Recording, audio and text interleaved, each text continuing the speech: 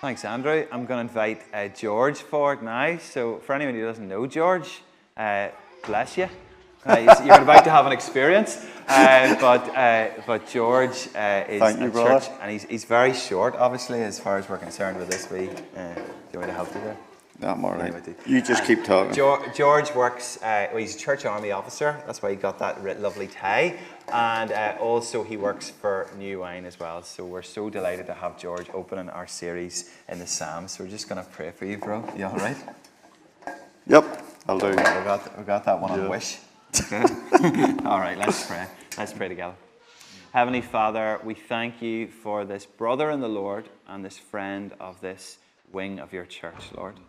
And Father, as he comes to open this series, looking at Psalm 1, we just pray your anointing. We pray that he would be like a tree planted by a stream of living water as he draws from your word and your spirit. So Lord, your people are listening, and we pray your anointing on your servant as he speaks. In Jesus' name, everybody said, Amen. Amen. Thank you, Simon. Good morning, everyone. And special good morning to all you men on this Father's Day. I have a video. I wonder, would it be possible to show that now at the very beginning?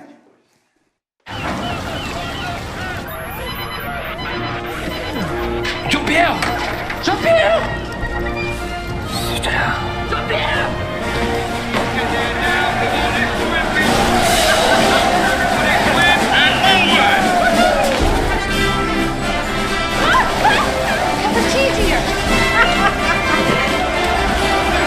It's everywhere! I don't know where they're coming from! Let me out of here!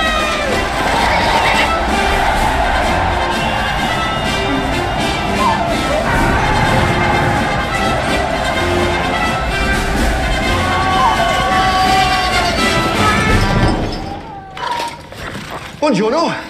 Où est le Stade de France, s'il vous plaît? Merci, monsieur. Merci.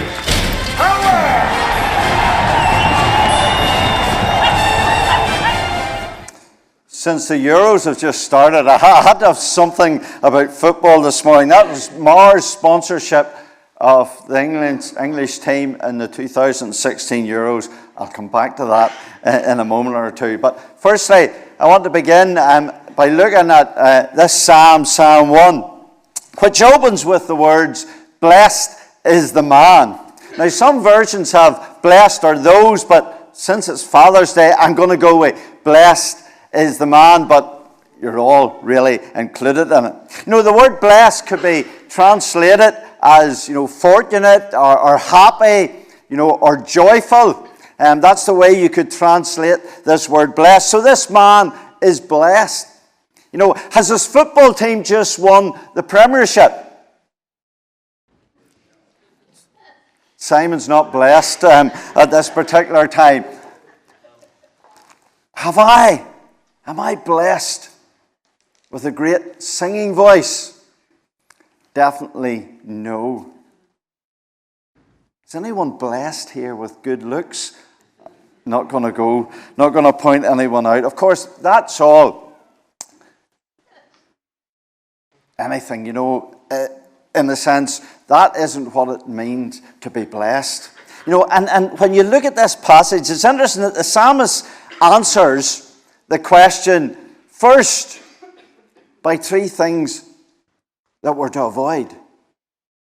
He answers it by three things that we're not to do. In this psalm and these short verses, we get an idea in life that there's two paths that we need to take, or two paths that we can take. One is a path of righteousness, and the other is a path of wickedness. Or in simple ways, or in short words, one is to follow God, and one is to decide that we're not going to follow God. And the psalmist says there's these two paths, and there's no middle ground. We can't have sort of a foot one each side of the fence. It doesn't work like that. Jesus actually spells that out in Matthew's Gospel, chapter 12. He says, "Whoever is not with me is against me, and whoever doesn't gather with me scatters." But the Message version puts it like this, which is a bit more in your face. This is war.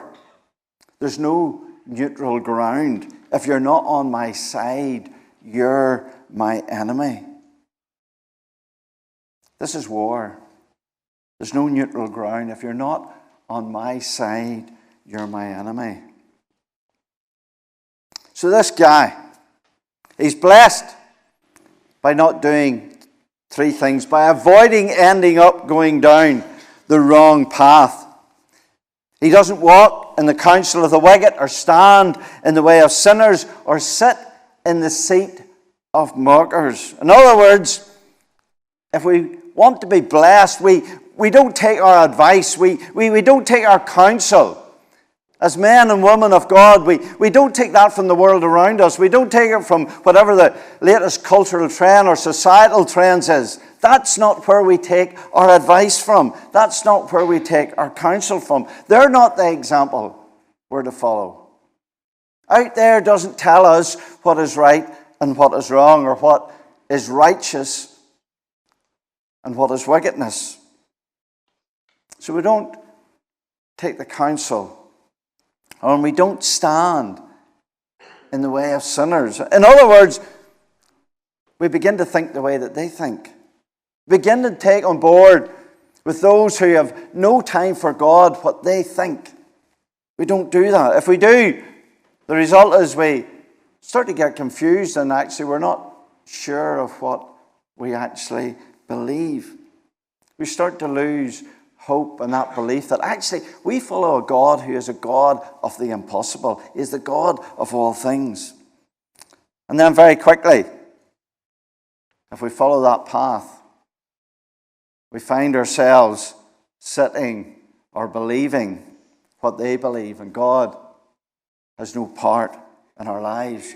The psalmist seems to be saying here, we start by listening and taking advice. Then we begin to take on board what's actually been said to us, and eventually we find ourselves believing what they believe. So what do?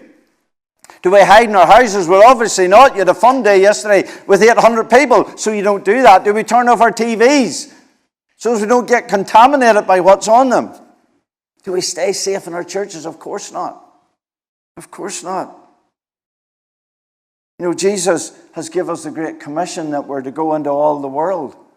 We're to go out there. We're to tell people about Jesus. And it's very obvious that you're actually doing that. You know, that Jude, the brother of Jesus, gives us this charge in the book of Jude. He says, be merciful to those who doubt. Save others by snatching them from the fire. To others show mercy mixed with fear, hating even the clothing stained by corrupted flesh.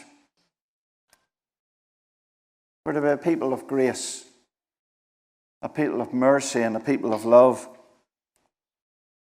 We're to tell people of the wonders of the cross and the new life that actually Christ gives us. Folks, this morning, He is our healer. He's the healer from our past hurts. He's the restorer of life. He's the one who gives hope now, but also He's the only one actually who gives us hope for eternity. He's the one that we actually can rely on. And we're to go out into the world. But here's the thing, we're not to get caught up in the world. We're not to take time to let the things of the world to soak into our minds and start to shape our lives, the psalmist tells us. So what do we do? Well, in verse 2 we're told that this man is blessed, or we are blessed, when we take delight in the law of the Lord and we meditate on it day and night. You know, blessed is a man who loves God's word, who knows it to be true, who follows it, who studies it. In other words, someone actually who believes, we actually believe and hear the promises of God. We don't just talk about them, we don't just sing about it, but we actually believe the promises of God, that He is good, He is a good, good Father. God is good. God is always good. He is faithful. He is loving, and He is merciful. He is forgiving when we turn to Him. And actually, folks, He's the only one who offers life in all its fullness and life eternal. So this morning, men, if we want to be good fathers or grandfathers, good husbands, good sons, well then, this has to be the starting point. This has to be the starting point. Looking forward, the psalmist, as we come into our time, looking forward, blessed is the man who has discovered the wonderful truth of the Word who became flesh. That's Jesus. Through the cross, through His resurrection, a new life now, life eternal, is opened up to everyone who believes. Many Christians today, we can struggle and we can get confused how to respond to the big issues that surround us. How do we answer them? What is the answer? Is there more than one way to God? Surely all faiths lead to the one God. You Christians, you can't just be the only ones that's right. How do we answer that? Questions, big questions on sexuality, on marriage and abortion. And the list goes on and on. And folks, we can look everywhere for answers. We can look at society around us for answers. Yet actually, what does the Bible say? What does the Bible say? Surely this has to be the place where we turn to. The words of the one who created, the words of the one whose hands put the stars into space. Surely it's time, it's Him that we get the answers from. Blessed is the man who knows and loves and studies God's Word. However, I have a wee confession to make. Being blessed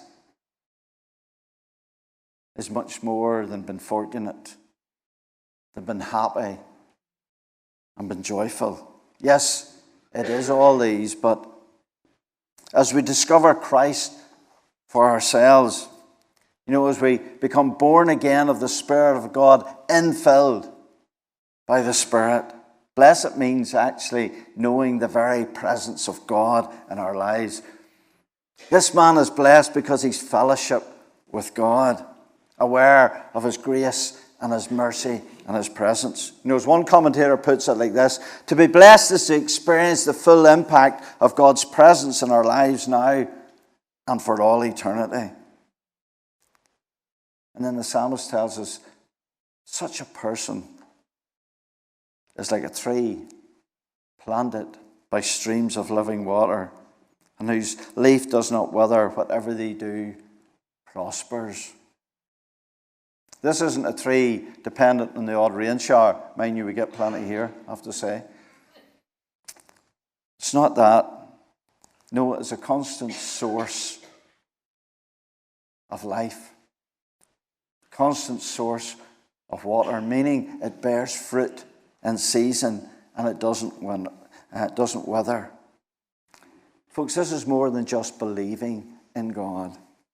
This is knowing Him at an intimate level. That's what the psalmist is talking about here. Confident that whether life is good or bad, whether things are going really well for us or life is really difficult, we're planted by streams of living water. Our Father God does not change, and His attitude towards us does not change. His presence is ever with us. His mercy and His grace is continually poured out upon us. I am aware that for some of us, on Father's Day, today can be really, really difficult. It's already been said in our prayers that some of us may have lost our fathers. They're no longer with us. There's maybe some of us, we've always hoped to be a father, and that actually has never happened. Maybe we've a broken relationship with our father, or maybe our father's been abusive towards us. It can be a really, really difficult day today for some of us. But the reality is, for those of us who are fathers, we haven't always been what we should be. For those of us who are husbands, we always haven't been the husbands that we should be. As sons, we're probably disappointed our parents at times. But we have a heavenly Father who is perfect in every way. And He loves us. And His heart is that we would love Him in return. You know, that we wouldn't only believe in Him, but actually would trust Him for life today and for life eternal. The video at the beginning, I've eventually got to it. As I said, it was made for the England team. It was sponsored by Mars. And actually, for anyone who can remember back that far, what Mars actually done, they produced their bars. I didn't say Mars on it, it said believe. However, anybody that follows football, no matter how much Mars wished, how much English supporters, any English supporters here, is there? It's only one, two. Only two. I'm safe enough with only two.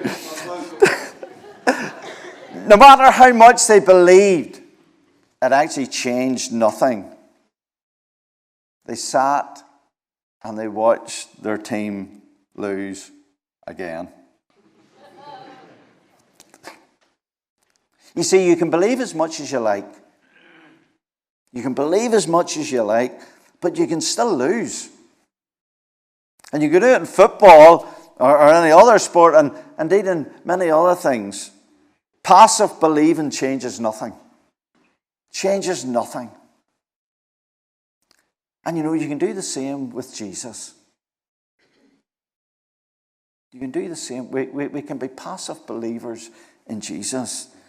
But the advantage is that actually when it comes to Jesus, you can change the outcome. You can't do it with the English team, but you can change it with Jesus. Because you can become part of the team. You can be part of the team that always wins. You know, I'm sure everyone here today believes in Jesus. I'm making an assumption. Preacher told me one time, never make assumptions, but I'm making an assumption that everybody here today believes in Jesus. Otherwise, why would you be here? But the question this morning is, are you blessed? Are you blessed? Are you planted by streams of living water? Is God the Holy Spirit filling your life? Folks, belief without action changes nothing. We can believe all we like in Jesus, but actually, if we don't do anything about it, it changes nothing. You know, the psalmist is clear what we need to do if we want to be people who are blessed. And for us men this morning, we can only truly be the fathers, the grandfathers, the husbands, the sons, the brothers that God has called us to be if we don't walk in the counsel of the wicked, or stand in the way of sinners, or sit at the seat of mockers. Rather, we delight in the law of the Lord, and we meditate in His law day and night. See, not only does that benefit us, but the lives of those closest to us are blessed also. We read in Proverbs chapter 20, the righteous who walk in his integrity, blessed are his children after him. Just in case, ladies, you think you've got off the hook, I did say it at the very beginning. Some versions say, blessed are those. You know, the psalmist points us two paths. One is the way of righteousness, and the other, the way of wickedness.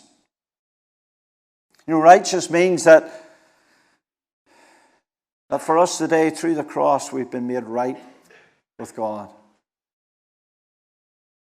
We've turned away from our sin and we've acknowledged what Jesus has done on the cross, and we've given our lives to him. You know, wickedness doesn't necessarily mean you're a very bad person. Not at all. Rather, just someone who's rejected Jesus. You just said, no, he's not for me. But the reality is then you're not blessed. You know, the psalmist finishes with a warning. Therefore, the wicked will stand in the judgment, for sinners in the assembly of the righteous. For the Lord watches over the way of the righteous, but the way of the wicked leads to destruction. So this morning, where are you walking? Where are you standing?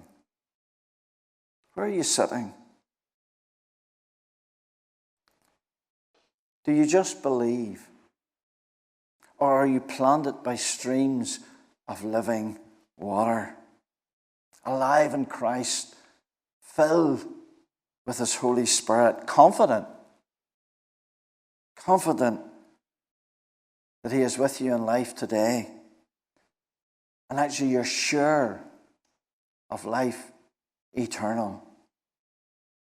Where are you walking? Where are you sitting? Where are you standing? Let's pray.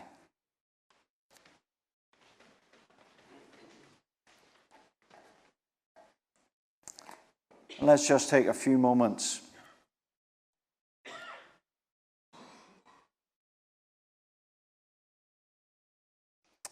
let's examine our hearts this morning.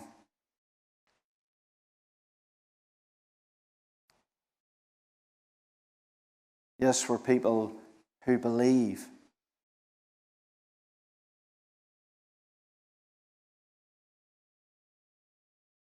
But have we given our lives to Jesus? Today, are you planted by streams of living water? Are you born again of the Spirit of God? Is God's Holy Spirit filling your life?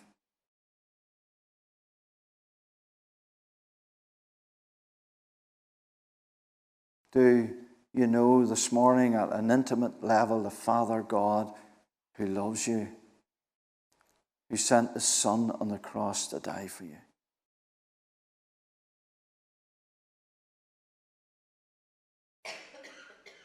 Lord, in these moments, would you come by your Spirit?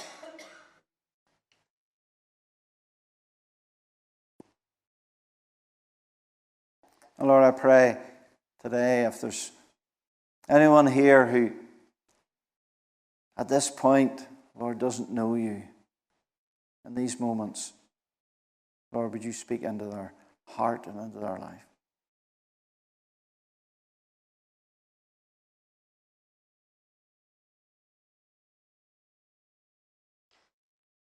Folks, the Lord is close and the Lord is near. And you know, if you haven't taken that step to follow him, it's a matter of saying, Lord, here I am. Here I am.